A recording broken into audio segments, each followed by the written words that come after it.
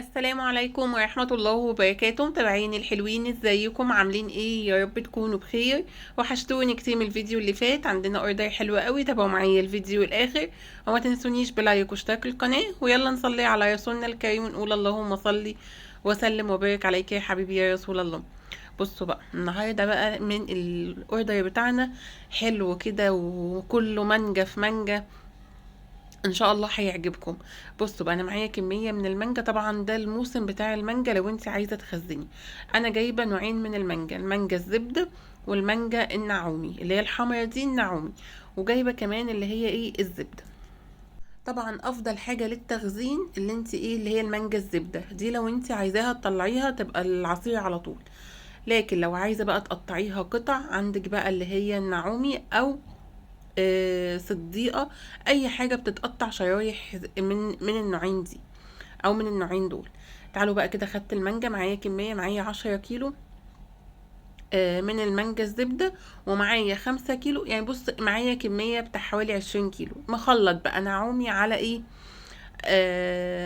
على زبدة، بس الأغلبية كانت الزبدة. تمام.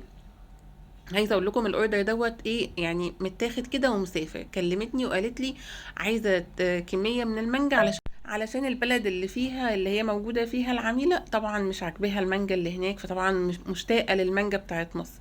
فعملت لها بقى الكميه دي. عايزه اقول لكم المانجا طالعه يعني سكر يعني، وكمان سعرها الى حد ما كويس قوي الايام دي.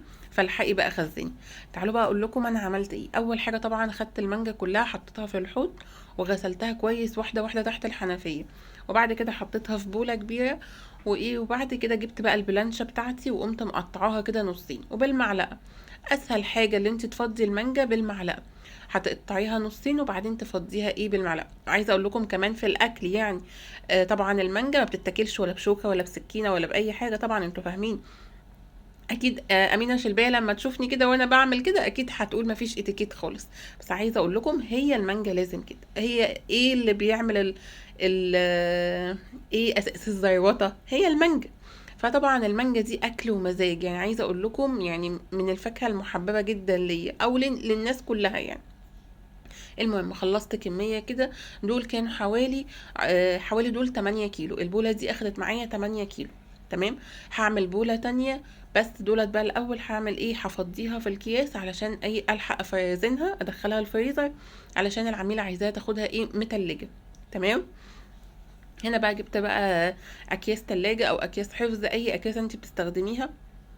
وبيني وبينكم لقيت بقى الكبشه هتهدر منها او هتوقع ياما. فاسهل حاجه بقى اللي انت تفضي في الكياس، تحطي الكيس كده زي ما انا حطاه كده في مج كبير او كوبايه، وبعد كده باخد بفنجان صغير احط جوه الكيس. مفيش حاجه بتقع مني وكله بتدخل جوه الايه الكيس. والكيس كمان ما بيتبهدلش معايا من بره. تمام. عايزه اقول لك بقى، وانت بتحطيه في التلاجة علشان ما ياخدش معاكي مكان، يعني اربطيه من اخر حته من عند الكيس، يعني من حرفه خالص من فوق، وطلعي منه الهواء.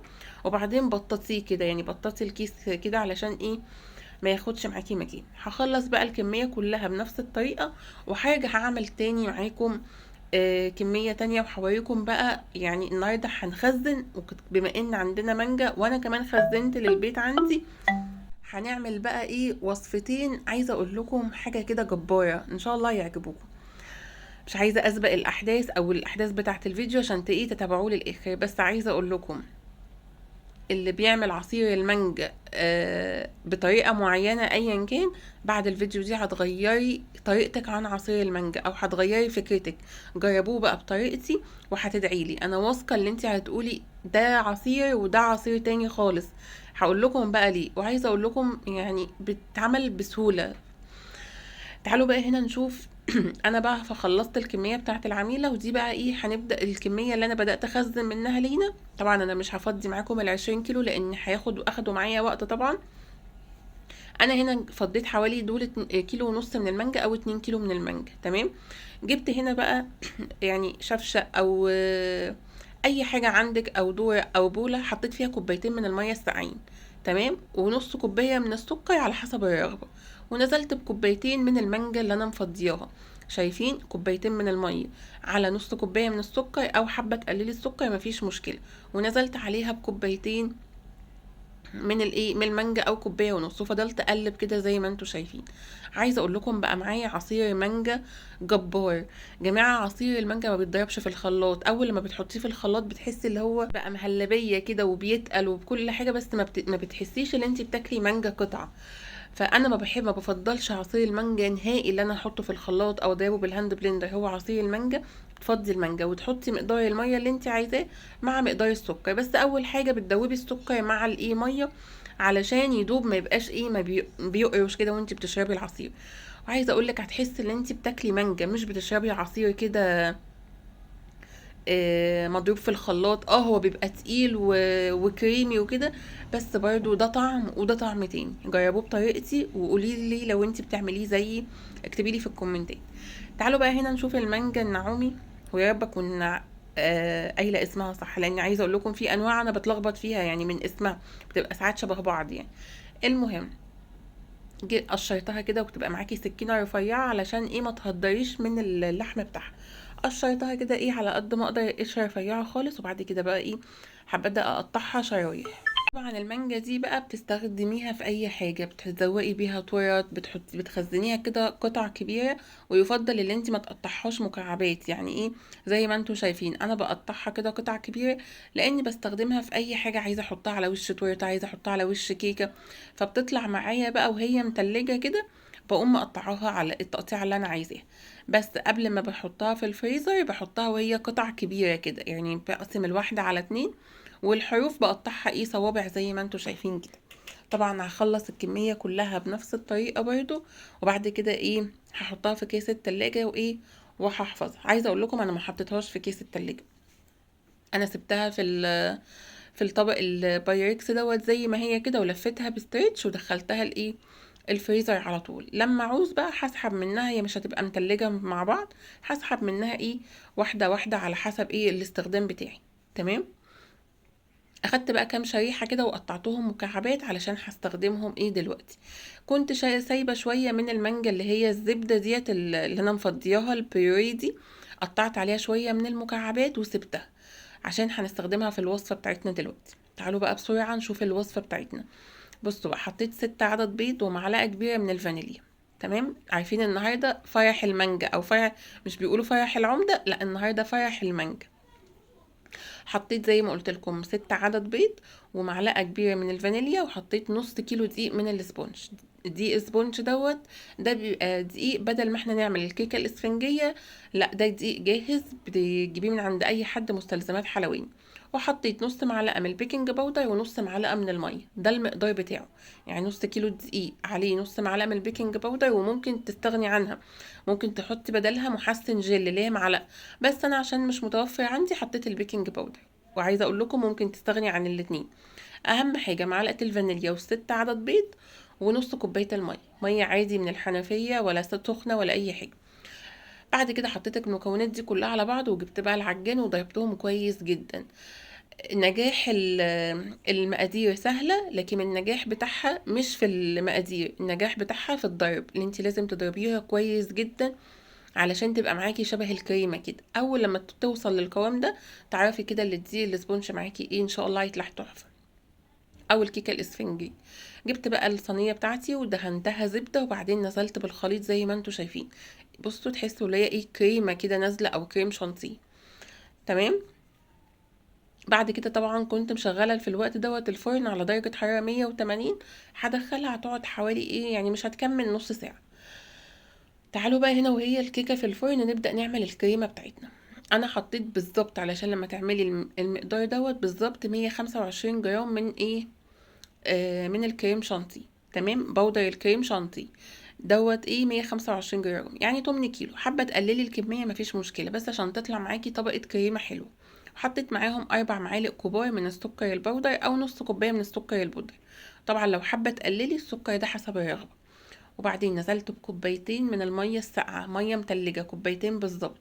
مش هحتاج ازود حاجه تاني. ال 125 جرام من الكريم شانتيه بياخد كوبايتين ميه ساقعه. حابه تزودي وتخففي قوام الكريمه تمام، بس الكريمه كده كانت طالعه معايا مظبوطه. وحطيت كمان زي ما قلت لكم سكر بودره، وهبدا اضرب الكلام ده كله مع بعضه لغايه لما يديني القوام اللي انتوا شايفينه ده، قوام الكريمه التقيل. وهلمه بقى كده بالسباتيولا، وبعدين كانت الكيكه زي ما انتوا شايفين طلعت. طبعا اي كيكه اسفنجيه لازم نقشر الوش. طبعا انا هقلبها دلوقتي بسلك الحروف. عايزه اقول لكم ولا ورق زبده ولا اي حاجه، يا دوبك انا كنت دهنه الصينيه بتاعتي ايه ب... بقطعه من الزبده. قلبتها كده وبعدين رجعتها تاني على الوش، وقمت جايبه بقى الترانش بتاعي او السكينه، وابدا بقى ايه اقشر الوش كده زي ما انتوا شايفين. لو انتوا واخدين بالكم، عايزه اقول لكم ان الكيكه كانت في الوقت دوت كانت لسه دافيه، يعني ما سبتهاش اللي هي تبرد، كانت دافيه. فهتاخدوا بالكم ان الوش بيبقى معجن، لو سبتيه شويه هتلاقيه نشف وهتطلعيه طبقه ارفع من كده. بس انا كنت مستعجله فطلعت ايه الوش دوت، اهم حاجه اللي يتشال عشان الزفاره الايه البيض. هنا بقى جبت 3 كوبايات من الحليب. 3 كوبايات من الحليب، حطيت عليهم ربع كوبايه من السكر، سكر العادي مش سكر بودره ولا حاجه. دوبته كويس جدا، وبعدين هبدا اسقي الكيكه زي ما انتوا شايفين. اللبن انا مطلعاه من التلاجة خالص، يعني مش اللبن مش سخن، انا مطلعاه من التلاجة وهستخدمه كده على طول. عايزه اقول لكم هتقولوا لي 3 كوبايات لبن كتير، لا احنا بنعمل كيكه هي اصلا كيكه اللبن، او كيكه تريليتشي الروسيه، او كيكه القشطوطه. بصوا هي دي بقى ليها مسميات ياما، يعني انتوا بقى اختاروا الاسم وحطوه اللي عجبكم. يعني هو كل محل بيسمي الاسم على حسب ايه، على حسب هو اختار للكيكه دي اسم ايه. تمام. المهم خلينا نقول القشطوطه. جبت بقى الكريمه بتاعتي بعد ما سقيت بقى الكيكه، وهبدا بقى ايه احط طبقه كويسه بقى من الايه من الكريم. ويا دوبك بقى كده هسويها على قد ما اقدر. طبعا ايه هجيب بقى السكينه المشرشره او السكينه او اي حاجه عندك تبقى ليها ايه حروف كده زي ما انتوا شايفين او مشرشره. هبدا بقى اعمل لها خطوط كده، بحيث ان انا ايه اخلي السطح بتاعها كله متساوي. وخلاص على كده. طبعا احنا لسه هنغطي الوش ده كله، فانتي ظبطي على قد ما تقدري. تمام. هجيب منديل بقى والحروف بتاعت الصينيه كده همسحها. وبعدين جبت بقى الايه المانجا اللي انا عملتها. طبعا انا قلت لكم المانجا دي قطع من المانجا على مانجا البيوري اللي انا كنت مفضياها من الايه آه من المانجا الزبده وانا بخزنها. تمام. هحط بقى كميه وتوصي وما تستخسريش. بصي يعني اتوصي على قد ما تقدري. هظبط بقى الوش كده كله بظهر المعلقه اللي انا افرد الكميه كلها كميه المانجا عليها. وعايزه اقول لكم هدخلها بقى التلاجة. تمام. بعد لما ادخلها التلاجة بقى طلعيها بقى، وهي انا دخلتها الفريزر حوالي ساعتين. بصوا هتاكلوا بقى كيكه جبار. تعالوا بقى اوريكم عصير المانجا. بصوا بقى عصير المانجا نازل قطع ازاي. طبعا ملهوش علاقه بالعصير اللي احنا بنضربه في الخلاط. انتوا شوفوا وانا بصبه كده، هو العصير اللي بيتضرب في الخلاط بيبقى اللي هو ان بحس اللي هو شبه المهلبيه. مش معنى كده اللي هو وحش والله، بس بحس ان انت لما بتعملي العصير كده يدوي من غير ما اي حاجه تضربيه، خصوصا عصير المانجا، تحسي ان انت بتاكلي مانجا مش عصير. تمام. ودي المانجا اللي انا قطعتها. طبعا المانجا اللي انا شلتها في الاكياس دي دخلتها الفريزر، لان زي ما قلت لكم عايزاها تجمد علشان العميله هتاخدها يعني وهي خلاص طالعه على المطار على طول، توصل بالسلامه ان شاء الله. ده لها دعوه حلوه. تعالوا بقى ايه اوريكم بقى القشطوطه لما نقطعها، او الكيكه التريليتشي لما نقطعها. وعايزه اقول لكم، عارفين لما تبقوا راجعين كده من بره، او في صيف، اي صيف ايه، ما احنا في الصيف، او في مصيف او اي حاجه كده والجو حر وعايزه حاجه ساقعه، هي دي يعني بجد بترطب كده بتبقى ساقعه. انا بدخلها الفريزر وبطلعها اقطع منها وهي في الفريزر. طبعا الكيكه في الفريزر ما بتجمدش ما بتتجمدش، بس عايزه اقول لكم جباره. بصوا جمالها عامل ازاي بقى، وطبقه الكريمه حلوه وطبقه الكيكه حلوه. الكيكه كده يعني طريه، وفي نفس الوقت ما تحسيش اللي هي ايه يعني معجنه ولا حاجه، لا لان هي كيكه اسفنجيه فبتشرب اللبن مهما تحطي هتشرب. طبعا بقى انتي حابه تعمليها باي طعم اعملي. بس اتمنى الفيديو يكون عجبكم، ولو وصلتم معايا ما تنسونيش بلايك كبير وشير للقناه، واشوفكم فيديو جديد، والسلام عليكم.